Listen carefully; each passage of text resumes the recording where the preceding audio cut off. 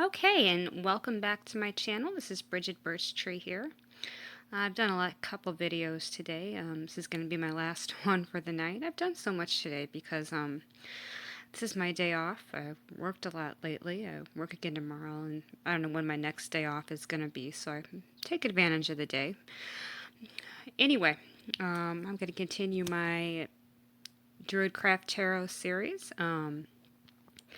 Now we're going to be on to the next card, which is the High Priestess. I've done another video on the High Priestess before. My favorite tarot card.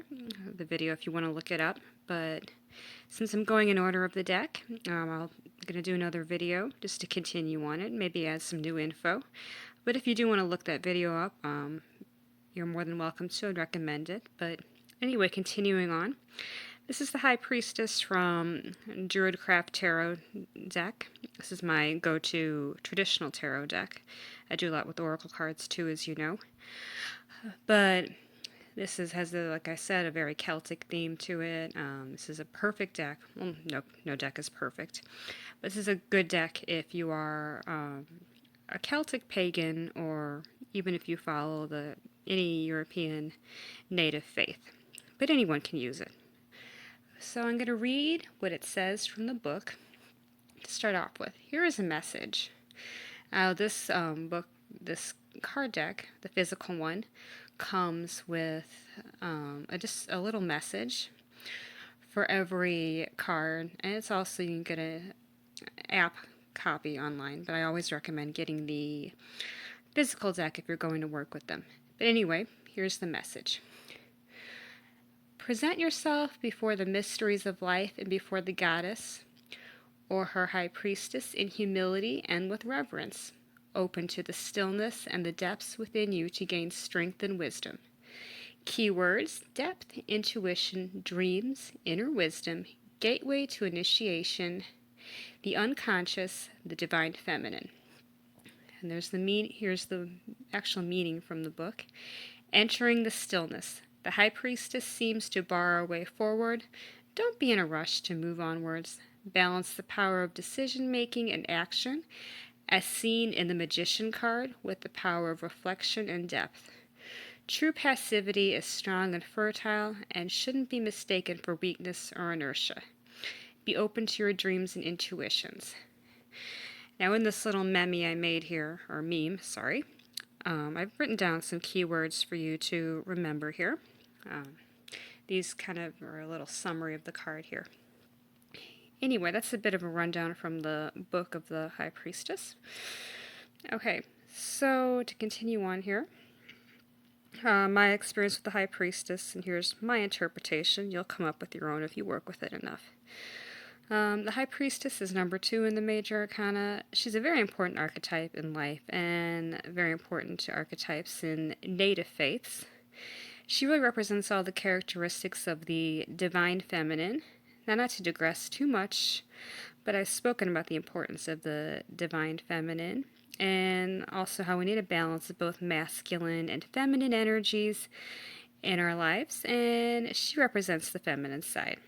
Like I said before, like I said in the book, some of the characteristics associated with her are intuition, depth, inner wisdom, the consciousness, our emotions, and stillness. Those are definitely characteristics associated with the feminine energy, the feminine side.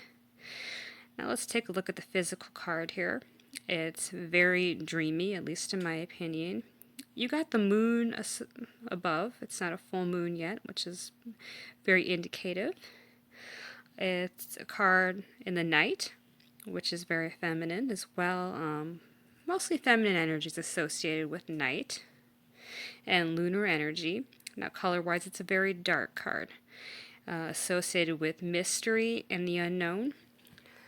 Let's go back to the moon. Now, if you have noticed, the moon isn't a full moon.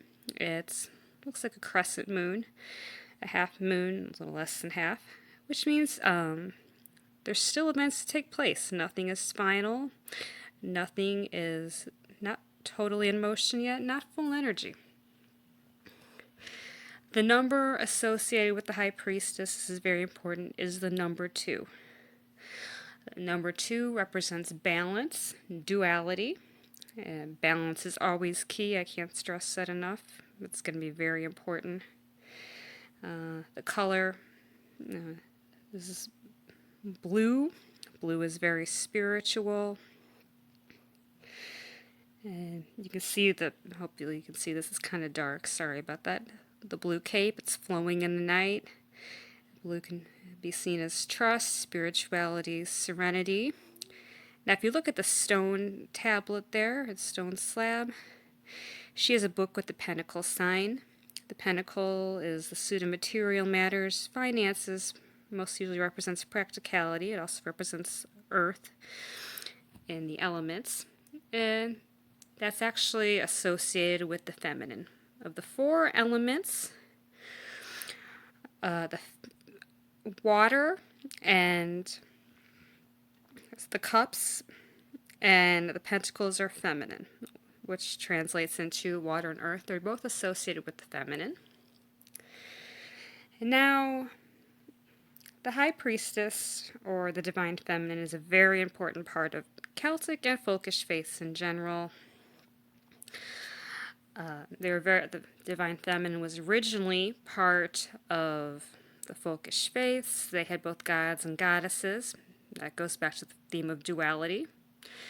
In Folkish faiths, this is another part of where the archetypes in the tarot can definitely relate to Folkish faiths. It doesn't have to be really that new agey or something that modern that most people think of. And we can see this through the major goddesses. We're going to see this with the next card too, is a lady.